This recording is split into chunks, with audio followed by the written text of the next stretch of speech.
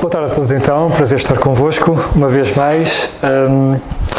Antes de começar propriamente, gostava de apresentar as saudações dos crentes na igreja em São João da Madeira, nas Fontainhas. Eles incumbiram-me de não me esquecer mesmo de o fazer e queria começar por dizer isso também. E depois retribuis para eles. Um abraço sim, para eles.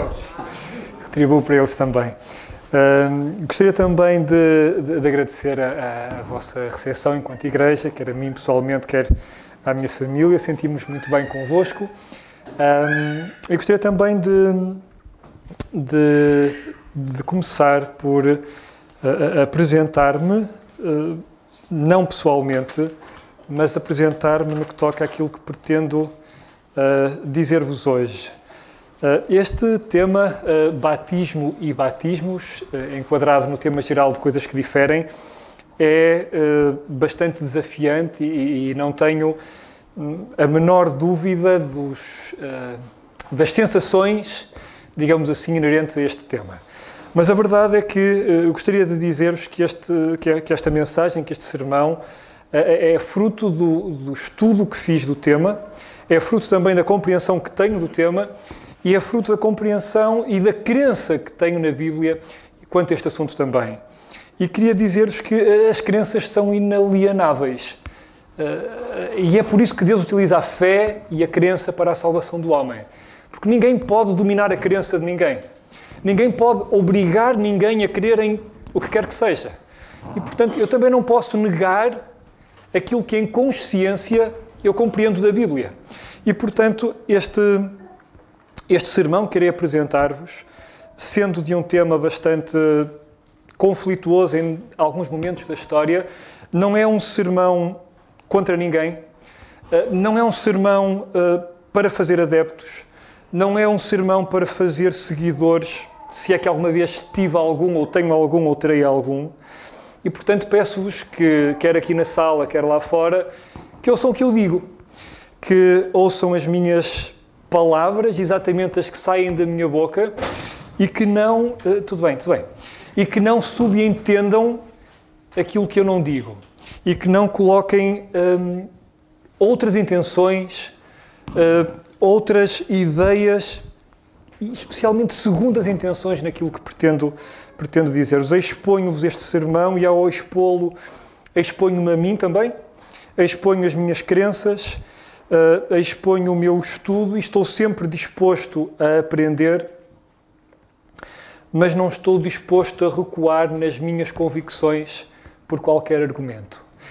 E assim que a Bíblia me dirigir noutro sentido, e assim que o Senhor me dirigir noutro sentido, espero ter também a humildade para me dirigir nesse sentido. Mas até lá, vou dizer-vos aquilo que creio quanto ao batismo e aos batismos. Quando vos disse que este sermão é fruto do estudo e da leitura da Bíblia, queria também que soubessem que consultei poucos livros externos à Bíblia quanto a este tema. E posso citá-los para saberem também exatamente de que falei. Consultei um livro em inglês chamado Real Baptism, do Charles Baker, que é um clássico de 1800 e qualquer coisa, e do Espólio do avô da Ana. Eu consultei também o esboço de teologia sistemática do Alva Langston, e consultei ambos, porque um tinha uma postura muito definida quanto à não necessidade do batismo para a era da graça, enquanto o esboço de teologia sistemática defendia muito especificamente o batismo para a Igreja. Quando abordamos este tema do batismo e batismos, este é um tema que, de facto, cria alguma animosidade e há razões para isso. Fazendo um cruzamento muito rápido ao longo da Bíblia, nós, desde as diversas lavagens presentes no Antigo Testamento, e o David já falou um pouco sobre isso durante a manhã, a Bíblia fala-nos do batismo com água de João para a remissão dos pecados. Fala-nos desse batismo para que o Messias fosse revelado a Israel. Um pouco mais à frente nós lemos que Jesus foi batizado, mas nós sabemos que ele não tinha pecados, mas ainda assim ele foi batizado. Por outro lado, enquanto João batizava, é o próprio João que dizia, atenção, virá Jesus e ele vos batizará com o Espírito Santo e com fogo. E estas variantes, são também um pouco mais estranhas e diferentes. E numa outra perspectiva, lemos Paulo a escrever e a dizer que não foi enviado para batizar e, no entanto, Paulo foi batizado. E, no entanto, Paulo refere que batizou alguns. Além disso, o Senhor Jesus Cristo refere-se à sua morte como um certo batismo também, pelo qual iria passar. E Paulo, perante tantas referências a batismo, parece elevar a confusão a um expoente ainda mais elevado, dizendo: há um só batismo. A palavra batismo, ela padece, digamos assim, de um recurso estilístico muito presente em Portugal, chamado metonímia. Já ouviram alguma vez, quando foram a um restaurante e pediram Coca-Cola, alguém dizer: pode ser Pepsi? E há quem diga que sim, há quem diga que não, há quem diga não, é um sacrilégio, não são iguais. Mas a verdade é que, volta e meia, nós ouvimos alguém dizer: eu bebi Coca-Cola do Pingo Doce, bebi Coca-Cola do Continente. Não há Coca-Cola do Pingo Doce e não há Coca-Cola do Continente. Já ouviram aqueles que disseram: eu hoje fiz a barba com uma Gillette, da marca Wilkinson. Não é mesmo uma Gillette. É de uma marca diferente. E em língua portuguesa e noutras, existe este conceito de nós utilizarmos uma palavra que se refere a um elemento confinado e limitado e usamos essa palavra para descrever algo muito maior. Nós utilizamos a palavra Coca-Cola para descrever todas as bebidas com extrato de cola e caramelo. Utilizamos a palavra Gillette, apesar de ser uma marca, para descrever todas as lâminas que permitem fazer a barba. E a palavra batismo sofre desta característica. Nós, quando ouvimos a palavra batismo, há um deles que sistematicamente parece absorver todos os outros. E é rara a conversa que nós tínhamos envolvendo a palavra batismo que não seja interpretado pela maioria como batismo com água. Mas há outros, como iremos ver ao longo deste tempo que iremos passar aqui. Eu pretendo dividir esta apresentação em dois capítulos ou dois pilares principais. O primeiro deles, focando-me particularmente no batismo de João e nos batismos do Reino dos Céus. Este será o primeiro capítulo. O segundo capítulo, que nos ocupará sensivelmente a outra metade do tempo, será mesmo o batismo da graça, uma vez que Paulo, falando da unidade do Espírito, afirma com bastante convicção: há um só batismo. Deixe-me avançar começar por localizar-nos biblicamente. Já falamos um pouco sobre os batismos no Antigo Testamento, as lavagens de iniciação do sacerdócio, mas queria localizar-nos ali naquela parte da Bíblia onde nós não temos nenhum registro. Após Malaquias e até os primeiros registros de Mateus, nós passamos por sensivelmente 4 séculos em que não se ouviu uma palavra de Deus, em que não se ouviu uma revelação. Este que é um texto falado ou denominado período intertestamentário, não houve uma palavra de revelação divina. E o que acontece é que o nascimento de Jesus Cristo, 400 anos, ou talvez um pouco mais do que isso, após a última revelação, o nascimento do Senhor Jesus Cristo passou quase ao lado do conhecimento generalizado da população. Aconteceu lá naquele sítio escondido, houve alguns magos, mas a verdade é que entre o nascimento do Senhor Jesus Cristo, poucas coisas são registadas até ouvirmos que apareceu João Batista.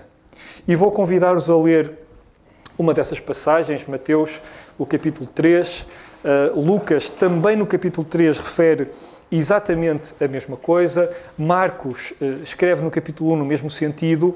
E em Mateus 3, 1, depois desta paragem entre o Antigo e o Novo Testamento, depois de tão pouca informação desde o nascimento do Senhor Jesus Cristo, nós lemos assim: e naqueles dias apareceu João, o Batista, pregando no deserto da Judeia e dizendo: arrependei-vos, porque está próximo o reino dos céus. Arrependei-vos porque está próximo o reino dos céus. Esta é uma mensagem que era há muito esperada. Era uma mensagem que para muitos também era há muito esquecida. Mas João apareceu quase do nada, dizendo: arrependei-vos, porque está próximo o reino dos céus. E esta informação, no que toca aos detalhes do batismo e dos batismos, não é um detalhe inócuo, não é um detalhe sem consequências, é um detalhe fundamental. É um elemento determinante na compreensão deste capítulo e na compreensão dos livros que se seguem. A passagem sinótica de Lucas, a passagem paralela de Lucas, no capítulo 3 também, acrescenta mais alguma informação, e a Bíblia tem esta característica. A passagem de Lucas acrescenta esclarecimento, referindo, e podemos ver isso, Lucas 3, no versículo 3, percorreu toda a terra ao redor do Jordão, e o que pregava João? Pregando o batismo do arrependimento para o perdão dos pecados. Se lerem Marcos 1,4, podem registrar a passagem, se quiserem ver com mais algum detalhe, o teor da mensagem é exatamente o mesmo. Que este foi um batismo na água é inegável. Um pouco mais à frente na passagem, no versículo 16, João diz: eu batizo-vos com água. E este conceito é inegável. Este é um batismo com água. Tendo em conta o que João refere, tendo em conta a tradição de batismos que já existia em Israel, maioritariamente ligados à iniciação do sacerdócio e às purificações. O Senhor falava muitas vezes de lavais o copo, lavais o prato, lavais os talheres, mas agora há ainda mais referências, e Lucas 3,3 diz que percorreu a terra ao redor, à volta do Jordão, as orlas do Jordão, nas imediações do Rio Jordão. E à parte, muito rápido, quando tratamos este tema do batismo e dos batismos, é importante que em cada momento nós estejamos esclarecidos quanto às características do batismo do que se fala. Qual o seu teor? Quem o executou? Qual a sua essência? Quando digo a sua essência, era batismo com o quê? Das poucas referências que fizemos, ainda não lemos com cuidado, mas já lemos de batismo com fogo, batismo com espírito, batismo com água. Paulo mais à frente fala em batismo em Moisés, batismo pelos mortos. Que batismo é que estamos a falar? E estando nós numa conferência em que o tema principal é coisas que diferem, um princípio básico da língua, um princípio básico da ciência, um princípio básico do direito civil, é que por norma palavras diferentes significam conceitos diferentes. E quando falamos deste assunto, é importante lembrarmos que a palavra batismo sofre deste efeito da metonímia, que nós basicamente temos a ideia de batismo com água e temos a inclinação para, em qualquer leitura, imediatamente nos associarmos a batismo com água. Neste caso específico do batismo de João, e esta designação, esta identificação, eu utilizo-a por ser bíblica. O Senhor Jesus Cristo utilizou a expressão batismo de João, Pedro utilizou a expressão batismo de João, Lucas, quando escreve os Atos, utiliza também esta expressão batismo de João. Este foi um batismo com água praticado por João, mas também praticado pelos discípulos. Nós lemos ao longo da Bíblia que ele era executado com água, portanto era um batismo físico, era um batismo experiencial e era um batismo dirigido ao povo de Israel. O Daniel já nos falou disso um pouco, o David já falou nisso um pouco mais durante a manhã, e uma passagem que não deixa não é grande margem, não deixa nenhuma margem para dúvida. O primeiro capítulo de João, no versículo 31, nós lemos que João dizia: eu não o conhecia, mas para que Jesus fosse revelado ou manifestado a Israel, João 1,31, vim eu, por isso, batizando com água. Esta última característica do direcionamento do batismo de João para a nação de Israel tem sido alvo das maiores divergências interpretativas e deve ser tida em consideração. E é importante destacar, e enquanto estudamos este tema, é muito importante nós estabelecermos aqui um alicerce. é importante nós estabelecermos aqui um ponto de ancoragem nesta característica. O batismo de João, descrito como o batismo do arrependimento para o perdão dos pecados, foi neste tempo dirigido ao povo de Israel. E nós não conseguiremos apoiar o pé no degrau seguinte se este primeiro degrau não estiver bem firme. A Bíblia ensina que este batismo com água foi praticado por João Batista para que o Senhor Jesus Cristo, o Messias esperado e prometido, fosse apresentado, fosse revelado, ou como diz a Bíblia, fosse manifestado a Israel. Este é um ponto determinante, é um daqueles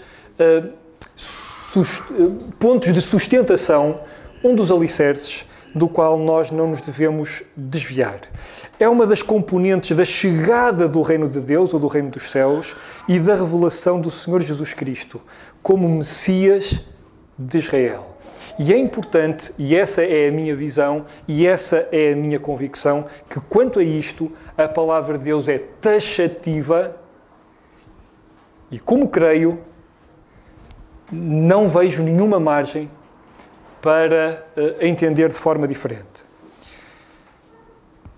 No momento bíblico e histórico em que o batismo de João vigorou,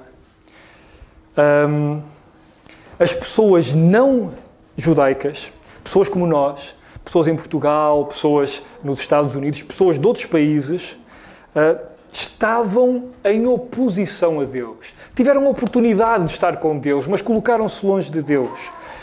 Destes tempos, Paulo escreveria mais à frente, dizendo, Efésios 2:12, que éramos estranhos, éramos externos a estas promessas, éramos externos a estas revelações. E por isso o Messias, o Senhor Jesus Cristo, foi revelado a Israel. Um outro ponto de divergência associado ao batismo de João prende-se com o impacto e a necessidade dele para a salvação da alma. E é importante nós termos consciência que o batismo de João era mesmo fundamental para a salvação da alma. Era um requisito obrigatório para o perdão dos pecados. Eu conheço os argumentos quase todos de que a salvação é pela fé, que as obras não contribuem, assino por baixo, sou o primeiro a defender, podem convocar-me quando quiserem, vou estar na frente a defender essa imagem. Mas é importante termos uma ideia bastante clara de que ao longo da Bíblia, durante vários momentos da Bíblia, Deus sempre requereu fé e, em muitas vezes, a obediência em atos físicos e visíveis. Eu demorei muito tempo a conseguir encontrar uma metáfora que me ajudasse a perceber este conceito e partilho convosco, pode ajudar-vos com os vossos filhos, com as pessoas a quem quiserem esclarecer um pouco mais. Há medicamentos que me fazem bem e que, para me fazerem bem, eu preciso que me os injetem e preciso de uma seringa. Há medicamentos que eu tomo e que, para que me façam bem, eu preciso de um copo de água. E há medicamentos que, para que me façam bem, basta-me ingeri-los e mastigá-los. O que me salva, o que me ajuda, é o medicamento. Mas tomar alguns sem uma seringa. Tentem tomar alguns sem uma seringa. Tentem tomar alguns sem água e o medicamento não vos fará bem. E no que toca à nossa relação com Deus, Deus requer a nossa fé. Mas a forma como nós mostramos a Deus a nossa fé tem variado ao longo dos tempos, tem variado ao longo das eras. E deixem-me ir um pouco mais longe. O batismo de João, conforme disse, era mesmo parte fundamental e requisito obrigatório para o perdão dos pecados. Pessoalmente, eu não preciso de mais argumentos do que Lucas 3, pregando o batismo do arrependimento para o perdão dos pecados. Para mim, esta passagem é suficiente. Mas existem outras. Quando lemos Lucas 7, a partir do versículo 29, vamos ler rapidamente estes dois versículos, Lucas 7, 29 e 30, onde lemos o seguinte.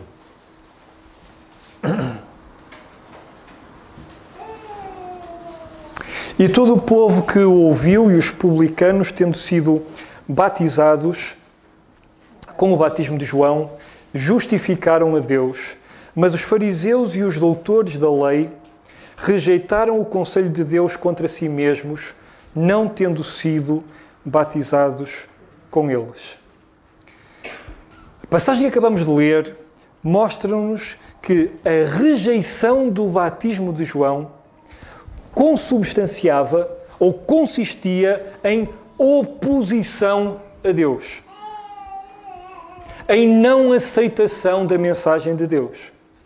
Sendo um pouco mais rigorosos, dar ouvidos à mensagem de arrependimento de João Batista, dar ouvidos à mensagem de arrependimento do Senhor Jesus e ser batizado, diz o versículo 29, conferiam justiça em relação a Deus. E em sentido inverso, a rejeição do ensino, a desobediência ao batismo, conforme lemos no versículo 30, conferia oposição e rejeição da mensagem de Deus. E nós conhecemos este conceito. Nós, à oposição e rejeição da mensagem de Deus, nós chamamos estar perdido. A isto nós chamamos estar perdido. Portanto, sim, o batismo de João com água era mesmo o requisito necessário para o perdão dos pecados. Mas a passagem de Lucas 3 traz um pouco mais elucidação sobre uma sequência de batismos, e este é um ponto fundamental, uma sequência de batismos inerentes à implementação do reino de Deus na terra, também conhecido por reino dos céus. Se lerem comigo Lucas 3, a partir do versículo 15, nós lemos o seguinte, Lucas 3, 15...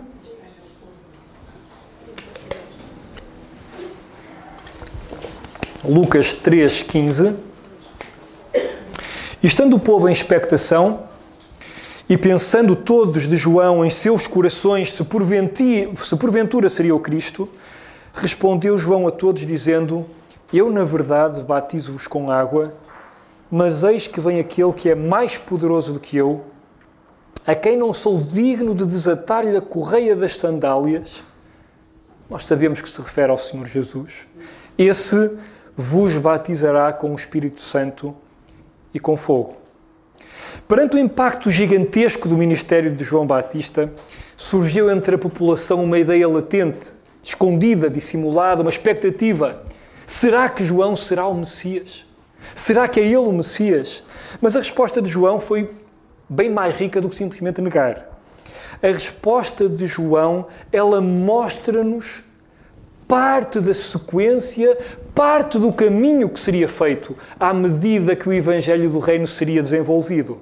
A sequência de batismo do Reino dos Céus. O batismo com água, o batismo com o Espírito Santo e o batismo com fogo. Permitam-me que me adiante um pouco mais, mas na audiência de João Batista, todos passariam por alguns destes batismos.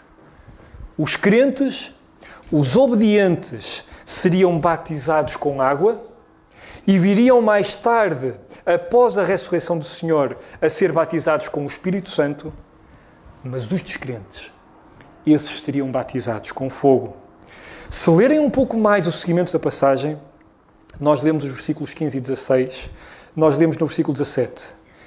O Senhor tem a pá na sua mão, limpará a sua eira, juntará o trigo para o seu celeiro, mas queimará a palha com fogo que nunca se apaga.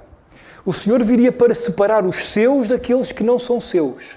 Lembramos-nos da parábola do trigo e do joio. E, fazendo uma curta ponderação neste batismo com fogo, os versículos que acabamos de ler são elucidativos. O cenário é de julgamento, é de separação do trigo, da palha, do trigo, do joio, dos crentes e dos descrentes, e de punição e destruição pelo fogo daqueles que não creem no Senhor. Alguns anos mais tarde, Paulo descreveria também estes tempos que ocorrerão na grande tribulação. E em 2 aos Tessalonicenses, no capítulo 1, nós lemos assim: o Senhor Jesus desde os céus, com labareda de fogo, buscando vingança daqueles que não conhecem a Deus. E nesta passagem nós percebemos esta sequência, que está muito, muito de acordo com a leitura de Daniel que fizemos ontem também. O batismo com água, o batismo com o Espírito, a rejeição e o batismo com fogo. Era assim que João anunciava o Evangelho. As referências ao batismo de João são imensas. E é importante também nós salientarmos que o ministério do Senhor Jesus Cristo estava alinhado com o discurso de João. Se compararmos os versículos que lemos, como por exemplo Mateus 4, dá quase a sensação que se refere a João Batista. Mas Mateus 4, de facto, não se refere a João Batista, porque diz, Mateus 4, versículo 17, desde então começou Jesus a pregar e a dizer, arrependei-vos, porque está próximo o reino dos céus. Eu poderia deter-me mais tempo, mas temos que falar de batismo e batismos e, portanto, teremos que avançar.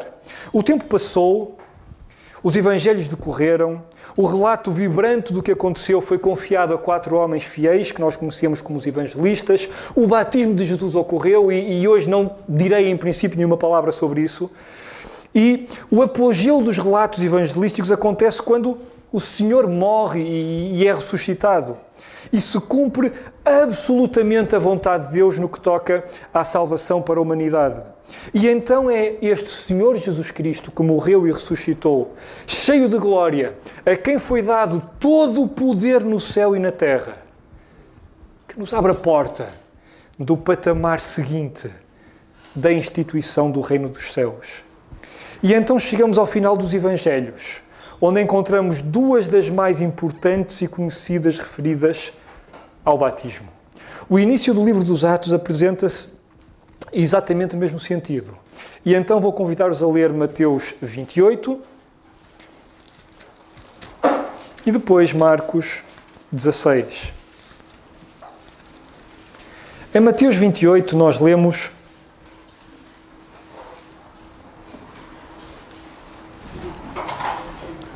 no versículo 19, Jesus falando aos seus 11 discípulos: portanto, ide, fazei discípulos de todas as nações, batizando-os em nome do Pai, do Filho e do Espírito Santo, ensinando-os a guardar todas as coisas que eu vos tenho mandado, e eis que estou convosco todos os dias até à consumação do mundo. Amém.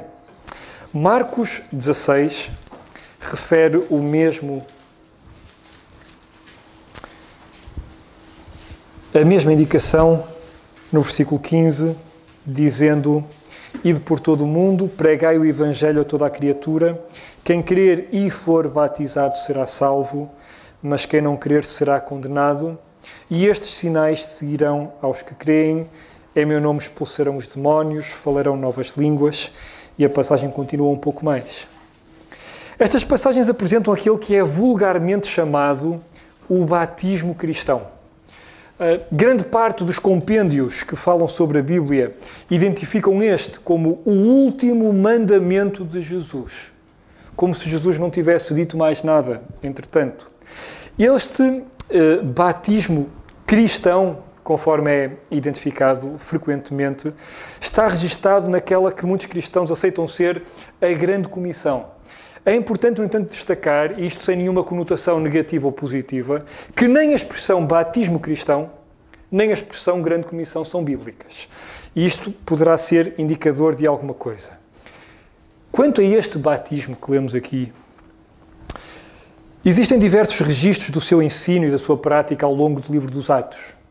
Em particular, no dia de Pentecostes, Pedro faz um dos discursos mais vibrantes que encontramos na Bíblia e, entre outras coisas, ele diz no versículo 37 e 38 do capítulo 2: arrependei-vos e cada um de vós seja batizado em nome de Jesus Cristo para a remissão de pecados. E notem que eu estou a ler Pedro e estou a ler João e estou a ler a mensagem do Senhor Jesus Cristo e até aqui andamos à procura de coisas que diferem, mas não, as coisas não diferem até aqui. Diferem a partir do ponto seguinte: e recebereis o dom do Espírito Santo. Porque a promessa vos diz respeito a vós. E aconselho-vos, já vamos ver dentro do minuto, quem são estes vós? Não é? Quem são estes vós? É prudente identificarmos as coisas que diferem. é prudente também identificarmos as coisas que não diferem. E este batismo na água, chamado tantas vezes de batismo cristão e o batismo para a Igreja e o batismo para os dias de hoje, ordenado pelo Senhor Jesus Cristo após a ressurreição, requerido por Pedro no dia de Pentecostes também, ele mantém a essência, mantém os fundamentos todos do batismo de João.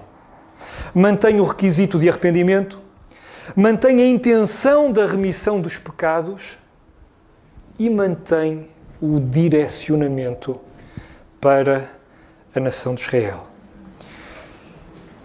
É também importante nós identificarmos as coisas que diferem. E neste detalhe é importante registar que a este batismo na água, Marcos, no capítulo 16, e Pedro, também em Atos 2, acrescentam algo mais. Eles acrescentam, respectivamente, os dons, os sinais e a recepção do Espírito Santo. E este acrescento leva-nos para trás novamente. João dizia, eu batizei-vos com água, Lucas 3,16, mas aquele que eu não sou digno de desatar a correia das sandálias, esse vos batizará com o Espírito Santo. E então, quando Pedro diz, quando Pedro fala, relembro só uma vez mais, arrependei-vos e cada um de vós seja batizado em nome de Jesus Cristo para a remissão dos pecados e recebereis o dom do Espírito Santo. E sereis batizados, podemos dizer, com o Espírito Santo.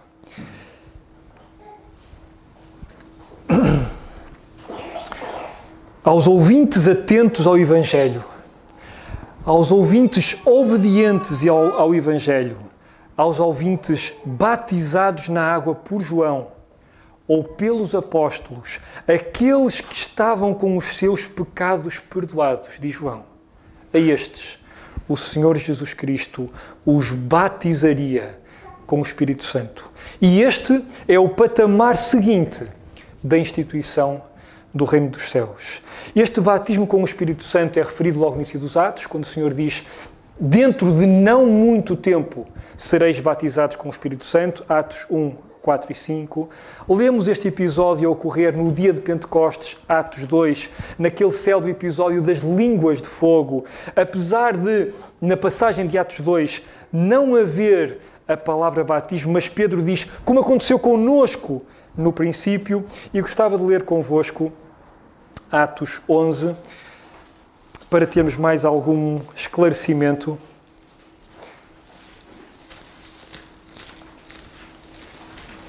Onde lemos o seguinte, Atos 11, 15 e 16.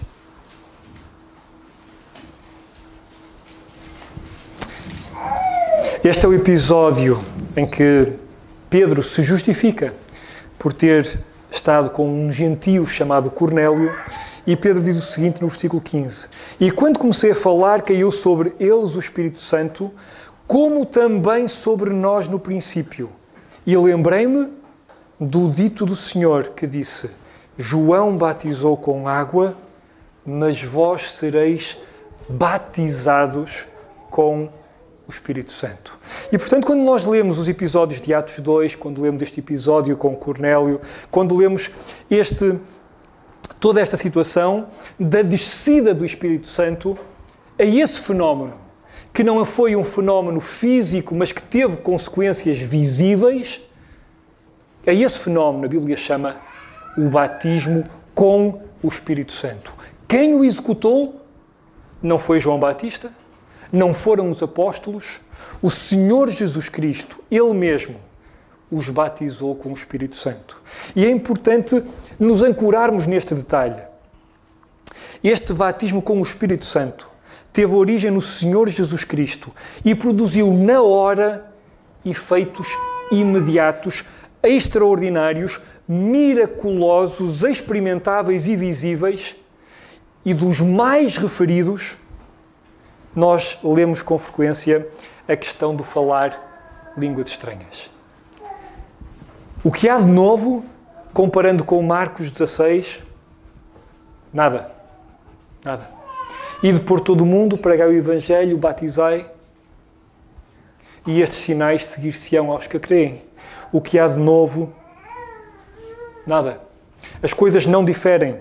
E é importante vincar a afirmação que nos textos que se referem a este batismo com o Espírito Santo, e há diversos relatos ao longo do livro dos Atos, e às manifestações, isto é importante, e às manifestações miraculosas inerentes, não existe uma referência ao corpo de Cristo. Não existe uma referência à Igreja de hoje. E agora deixem-me falar-vos com as palavras de Deus, tal como o nosso amado irmão Paulo escreveu e tal como o nosso irmão Paulo Daniel ensinou ontem. Existem sim, quando lemos esta descida do Espírito Santo, este batismo com o Espírito Santo, existem sim referências a Israel, existem referências ao profeta Joel, existem referências ao Antigo Testamento e às promessas destinadas ao povo de Israel. Poderia falar-vos mais, não tenho tempo, tenho que avançar. É neste contexto da revelação do Senhor Jesus Cristo como Messias a Israel que subitamente, em Atos 9, ouvimos falar de alguém diferente. Ouvimos falar acerca de Paulo. Aliás, foi neste contexto que Paulo foi salvo. E conforme o Daniel também ontem falou, o primeiro, o protótipo de uma nova era dispensacional, à parte, com a salvação, à parte das obras. Mas por viver ainda debaixo desta revelação a Israel, é por isso que nós lemos que Paulo tinha sido batizado. É por isso que lemos que as suas pregações iniciais eram centradas em convencer os judeus de que Jesus era o Filho de Deus, o Messias. E lemos também acerca dos batismos que Paulo executou, e aconselho-vos agora, porque vamos deter-nos lá durante algum tempo, a fixarmos-nos em 1 aos Coríntios, logo no capítulo 1.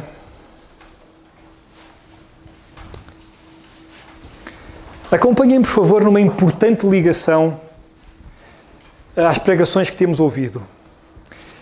No dia de Pentecostes não ocorreu nada de novo, ou melhor, não ocorreu nada de imprevisto pela Bíblia. Aliás, Pedro, no meio daquela mudança toda que a nós nos assustaria, ele parece acalmar os presentes, dizendo: atenção, isto é o que está escrito. Isto é o que esperávamos. Não aconteceu nada de novo. Aconteceu apenas o avanço para um patamar seguinte da revelação do Reino de Deus. Mas em sentido absolutamente contrário, neste caminho para Damasco em que Paulo foi salvo, aconteceu algo novo. Aconteceu algo radical. Aconteceu algo imprevisto e algo incontido na Bíblia, nas Escrituras dos profetas, tal como aconteceu com o episódio de Cornélio e de Pedro. Nós vemos Pedro todo atarantado a dizer ao Senhor: eu nunca fiz isto, não me peças para fazer isto, porque eu não sou assim, eu nunca fiz isto, eu não fui ensinado, eu não sei fazer desta maneira. A nação de Israel tinha rejeitado a vontade de Deus, tal como todo o mundo tinha feito antes da criação do Estado de Israel. Mas conforme o Carlos também referiu no dia de ontem, em vez do julgamento que o livro de Daniel previa, em vez da sequência que o livro de Daniel apresentava, Deus, Romanos 11:32, encerrou, embrulhou todos debaixo do pecado e disse: olha, são todos pecadores, merecem todos a minha punição, mas com todos eu vou usar de misericórdia. E nasceu, ou apareceu, eclodiu a dispensação da graça de Deus, da qual Paulo foi portador, e atenção, e para a qual Paulo foi salvo. Este é para mim um vaso escolhido, disse o Senhor. E as diversas revelações feitas a Paulo, faseadas, foram corrigindo a trajetória do Evangelho do Reino, da dispensação anterior para a dispensação da graça. E esta correção da trajetória acrescentou novidades até então escondidas inescrutáveis, removeu práticas anteriores, e entre elas os batismos do reino, e confirmou outras, e entre elas a ceia do Senhor. O batismo com a água para a remissão dos pecados e o batismo com o poder do Espírito Santo e os dons inerentes, se estivermos com cuidado e fizermos uma pesquisa simples, eles interrompem-se cronologicamente a meio do livro de Atos. A última referência, o último registro da realização de um batismo, Atos 19, 5 e 6. Um pouco mais tarde, deixa-me dizer assim, com a trajetória um pouco mais corrigida, Paulo escreveria 1 aos Coríntios 1,17. Porque Deus enviou-me, Deus escolheu-me, este é para mim um vaso escolhido. E Deus enviou-me não para batizar, mas para evangelizar.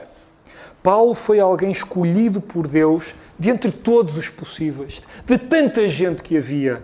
Foi ele que foi escolhido para isto. E as palavras lisonjeadoras de dizer, olha, é um vaso escolhido por mim, as palavras lisonjeadoras não são minhas. As palavras que o elevam não são de Pedro. As palavras que o colocam como... Desculpem. As palavras que o colocam como receptáculo da revelação, da dispensação da graça de Deus, são do próprio Deus. Este é para mim um vaso escolhido.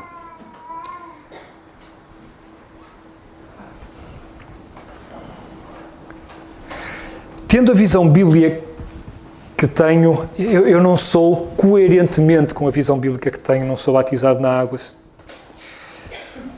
Mas queria que soubessem que eu não esperaria um minuto para ser batizado se tivesse vivido antes de Atos 19, que foi quando ocorreu o último. Crendo em Deus e na Bíblia como creio, e creio na minha sinceridade, no limite da minha inteligência, no limite do que eu consigo entender, eu não hesitaria um minuto para ser batizado se o meu espírito, se o meu coração, se a minha inteligência se inclinassem a compreender que a vontade do Deus da glória, o Deus que eu amo, o Deus que eu respeito, seria nesse sentido. Mas eu não creio que a Bíblia nos direcione nesse sentido. Anos mais tarde, após diversas revelações da graça de Deus, a propósito da dispensação da graça, que entretanto estava cada vez mais presente, que entretanto estava cada vez mais difundida e mais conhecida, que entretanto se tornara o tema central do Novo Testamento, e quando eu digo do Novo Testamento, dos livros que constituem o bloco literário conhecido por Novo Testamento, Paulo escreveria em Efésios 4, e vamos lá espreitar brevemente.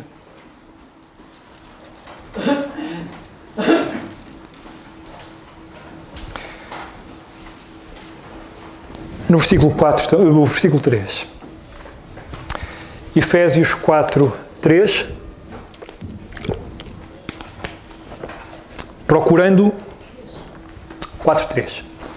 Procurando guardar a unidade do Espírito pelo vínculo da paz, há um só corpo e um só Espírito, como também fostes chamados em uma só esperança da vossa vocação, um só Senhor, uma só fé, um só batismo, um só Deus e Pai de todos, o qual é sobre todos e por todos e em todos.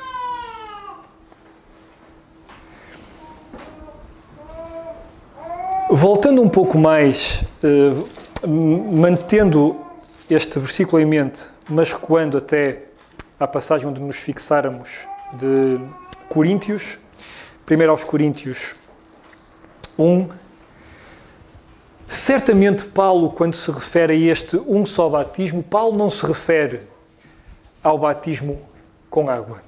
Paulo, curiosamente, diz a partir do versículo 14, eu dou graças a Deus porque a nenhum de vós batizei, senão a Crispo e a Gaio, para que ninguém diga que fostes batizados em meu nome. Ou seja, para que ninguém diga que fostes batizados com o meu ensino. Que nenhum de vós diga que foi batizado pelo meu incentivo ou pela minha autoridade. E batizei também a família de Estéfanas, além destes, não sei se batizei algum mais, porque Cristo enviou-me não para batizar, mas para evangelizar, não em sabedoria de palavras, para que a cruz de Cristo se não faça vã. Certamente Paulo não se refere ao batismo da água. Além disso, a visão que apresentei da mensagem de João, de Jesus, dos 12 apóstolos, colide com Efésios 4, mas colide, e utilizamos uma expressão matemática, colide na razão de 3 para 1. Porque João fala de batizar com água, fala de batizar com o Espírito, fala de batizar com fogo, e Paulo diz: há um. Há um. São passagens que diferem. São passagens irreconciliáveis. Há um só batismo. Qual dos três? Qual dos três? E esta é uma pergunta envenenada, porque a resposta é nenhum. Nenhum dos três. É importante notarmos as coisas que diferem. Deixem-me manter-nos durante alguns minutos na questão dos números. O Novo Testamento, o bloco literário que corresponde ao Novo Testamento, apresenta, dependendo das traduções, 23 vezes a palavra batismo. Paulo refere-a 3 vezes. 3 em 23. O Novo Testamento apresenta também 63 variantes do verbo batizar. Paulo utiliza-as 10 vezes. Destas 10 vezes, 8 são aqui, no livro de Coríntios. E muitas delas sobre não batizar. É fundamental nós identificarmos a que um só batismo Paulo se refere. E este é um exercício simples de investigação. Porquê? Porque procuramos as referências de Paulo a batismo e são só 13. São só 13. Nós conseguimos investigar 13 referências com alguma facilidade. E se eliminarmos as correspondentes ao batismo na água e aquelas que são manifestamente peculiares e que não têm relação nenhuma, como, por exemplo, batismo em Moisés na nuvem e no mar, ou batismos pelos mortos, sobram 3. 3. E se era fácil estudar 13, é mais simples estudar 3. Sobram 3. Qualquer ensino que a Bíblia tenha sobre um só batismo, este um só batismo mencionado por Paulo, nós encontramos nas 3 passagens seguintes. Registrem-nas que são importantes. 1 aos Coríntios 12, 13, Romanos 6, 3 e 4, Gálatas 3, 27. Não há mais. Não há mais. São estas. E se Paulo fala em um só batismo, a resposta está aqui. Devemos estudar, gastar o tempo que for necessário, mas a resposta está aqui. A resposta está aqui. Lembram-se da senhora que perdeu uma moeda das dracmas que tinha ao pescoço? Ela varreu. Ela sabia que a moeda estava lá. Vamos varrer. Demore-se o tempo que demorar. Façamos o esforço que for necessário. A dracma está cá dentro. E nós temos que encontrá-la. Vamos ler então 1 aos Coríntios 12, 13, onde lemos o seguinte. 1 aos Coríntios 12, 13. E vamos cumprir a hora. Se passares não faz mal. Mas vamos cumprir a hora. Há uma exceção. Há uma exceção. Porque? Na matemática é exceção. Ok, sim. 1 aos Coríntios 12, 13, onde lemos: porque todos nós fomos batizados em um Espírito, a vossa tradução poderá dizer por um Espírito, formando um corpo, quer judeus, quer gregos, quer servos, quer livres, e todos temos bebido de um Espírito. Esta passagem de Coríntios falando do que o Espírito Santo faz, ensina que todos os que creem no Evangelho, todos os que creem no Evangelho da Graça, todos os que creem que Cristo morreu pelos nossos pecados, que Cristo foi sepultado, que ressuscitou para que nós pudéssemos ser justos, todos esses são batizados, são colocados, são inseridos. A tradução LTT, literal da Bíblia, palavra por palavra, diz: são metidos para dentro pelo Espírito, no corpo de Cristo. Dá a sensação, e o David falou de ser figurativo e ser gráfico, dá a sensação que nós somos literalmente esmagados para dentro de algo. Somos metidos para dentro do corpo de Cristo. E este é um ponto de grande aceitação e de grande concórdia entre as igrejas cristãs, em particular entre as igrejas evangélicas do movimento dos irmãos. Quando cremos no Senhor Jesus Cristo, o Espírito Santo coloca-nos no corpo de Cristo. O texto de Romanos, e notem que Paulo está a falar, há um só batismo. E, portanto, quando Paulo escreve aos Romanos, e essa é a segunda passagem, Romanos 6, 3 a 4, nós vamos ter o significado amplificado deste conceito. Vamos ter mais informação, vamos ter mais esclarecimento.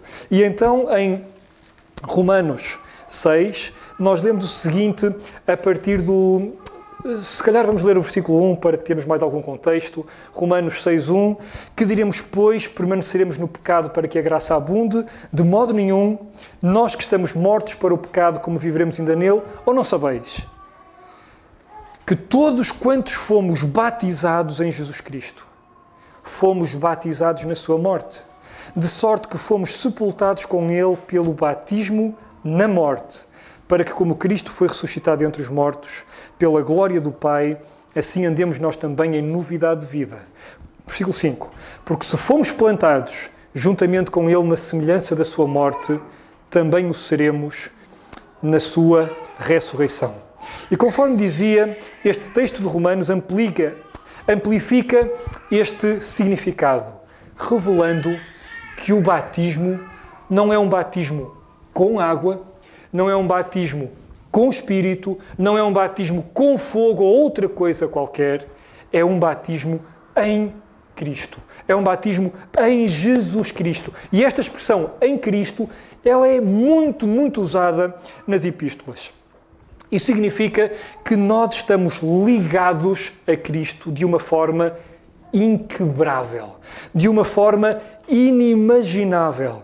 E de Romanos nós aprendemos que os que cremos em Cristo, como único mediador entre Deus e os homens, e esta expressão é importante, fixe, o único mediador entre Deus e os homens, nós somos batizados, nós somos identificados, nós somos relacionados, nós somos associados, nós somos mergulhados, nós somos participantes de Cristo. E quando eu digo isto, eu digo que nós somos relacionados com a sua morte. Nós somos associados ao seu sepultamento. Nós somos participantes da sua ressurreição e participantes da sua ascensão. E o conceito é, uma vez que o Senhor Jesus Cristo passou por todos estes degraus que o Romanos fala, de morrer, de ser sepultado, de ressuscitar, porque o Senhor Jesus Cristo subiu todos estes degraus, e porque nós somos batizados em Cristo, escreve Paulo, nós somos tidos, nós somos considerados por termos feito o mesmo caminho. E somos colocados no lugar alto que Jesus atingiu, no lugar alto que Jesus conquistou, de justos, de agradáveis a Deus.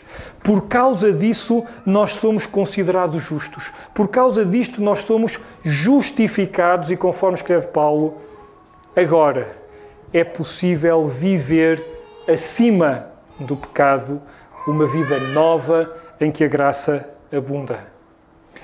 Gálatas reforça um pouco mais esta imagem, a terceira passagem, Gálatas 3, 27, e será a última passagem que leremos. Gálatas 3, 27.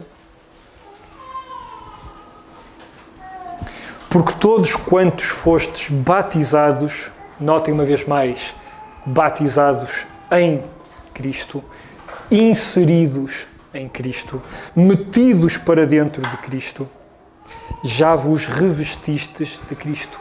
Cristo está à volta. Nós estamos dentro. Gálatas reforça esta ideia, falando em revestir-se de Cristo.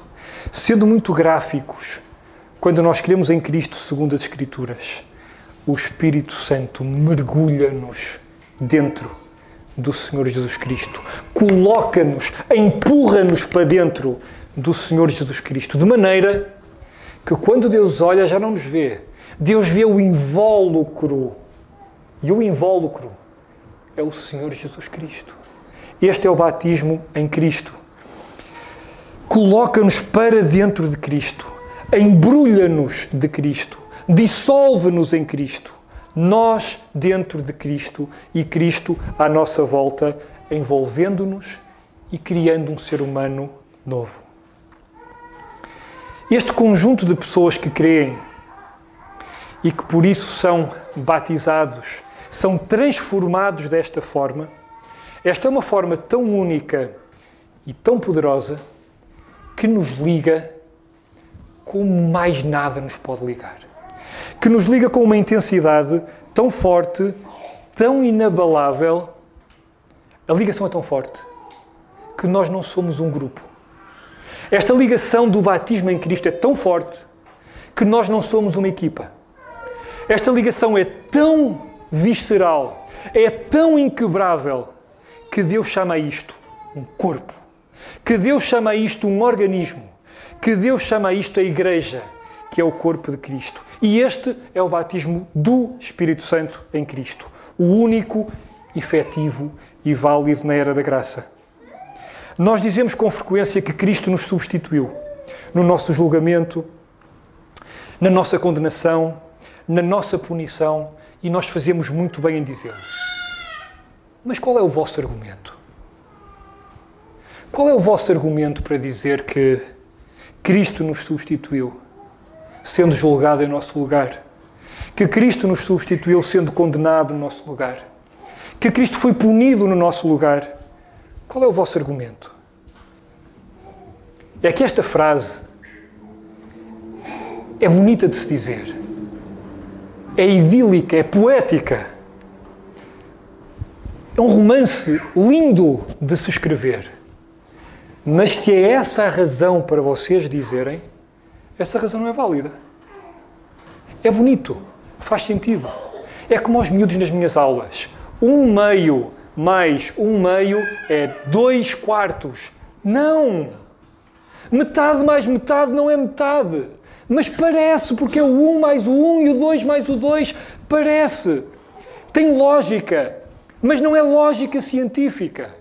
É lógica gráfica. É lógica de inclinação visual e estética. Não é lógica científica. E nós, volta e meia, quanto aos assuntos da Bíblia, nós encontramos uma lógica que é metafórica, que é gráfica até, que é visual, mas que não é bíblica. E eu compreendo a questão do sepultar, e sepultar é tão parecido com deixar cair alguém na água e voltar a levantar, mas essa lógica não é bíblica. A força da razão, a força da veracidade desta substituição, esta substituição que nos traz a vida eterna com Deus, ela nasce deste batismo do Espírito no corpo de Cristo. Ela nasce de nós estarmos ligados a Cristo. Ela nasce porque nós estamos colados a Cristo, nós estamos metidos para dentro dele. E, portanto, a sua morte é a nossa morte. O seu sepultamento é o nosso sepultamento, porque nós estamos ligados intrinsecamente a ele. E a sua ressurreição é a nossa ressurreição. A causa desta substituição ser válida é termos sido batizados pelo Espírito em Cristo. 1 minuto para terminar. Para terminar, estou mesmo a ler a conclusão. Destaco que a mesma confiança com que nós pregamos o versículo um só mediador entre Deus e os homens, Jesus Cristo, deve ser utilizada para pregar um só batismo. A força que damos a um, também devemos dar ao outro. E este um só batismo do Espírito, este batismo que nos coloca em Cristo, que definitivamente nos liga a Deus, que nos amarra uns aos outros, que blinda esta unidade do Espírito, é a ação do Espírito Santo que toma a mim, que toma a cada um de vocês, que toma os que creem no Evangelho da graça de Deus. Os que estão perto, os que estão longe, os que falam línguas que nós compreendemos, os que falam línguas que nós não compreendemos, os pobres, os ricos, os homens, as mulheres, os jovens, os adultos, os idosos, os fracos, os fortes, os animados e os abatidos. É este batismo que nos une de uma forma inquebrável, de uma forma inviolável a Deus, a Cristo, à fé e à sua Igreja. Que o Senhor nos abençoe.